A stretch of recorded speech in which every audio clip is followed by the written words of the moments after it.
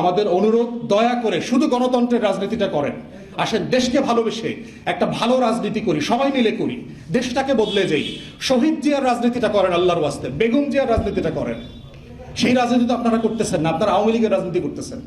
আপনারা ভাববেন না যে আমরা চুপসে লেজ গুটায় ঢাকায় পালায় চলে যাব, আমরা সেই নাম দিয়ে রাজনীতি করি না।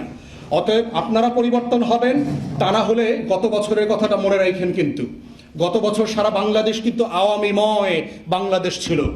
আগস্টের আগের বাংলাদেশ কিন্তু শেখ পরিবারের বাংলাদেশ ছিল। সারা বাংলাদেশে মনে হতো সবাই আওয়ামী লীগ হয়ে গেছে, তাদেরকে আজকে দেশ ছেড়ে পালাইতে হয়েছে।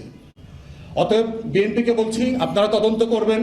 ভিডিও ফুটেজ আছে, বাইরে পিছনে কারা কারা উস্কানি দিচ্ছে আমরা সবাইকে চিনি, সবার নাম জানি। তাদেরকে বের করে দলীয় শৃঙ্খলার মধ্যে আনবেন। যা যা করা দরকার এর দায় আপনাদের। তা না হলে প্রত্যেক দিন রাজনৈতিকভাবে গণতান্ত্রিক মূল্যবোধ নষ্ট করবার জন্য আপনারা জাতির কাছে দায়বদ্ধতার শিকার হবেন। এবং এক মাঘে কিন্তু শীত যাবে না। আজকে আমার দল ছোট, আজকে হয়তো আপনি মনে করছেন আমার হাজার হাজার লোক ওয়ার্ডে ইউনিয়নে নাই। আপনারাও কিন্তু ছোট দল ছিলেন, আপনারা বড় দল হয়েও কিন্তু গত 16 বছর আওয়ামী লীগের ফালাইতে পারেন নাই, ওগুলো কিন্তু আমরা জানি।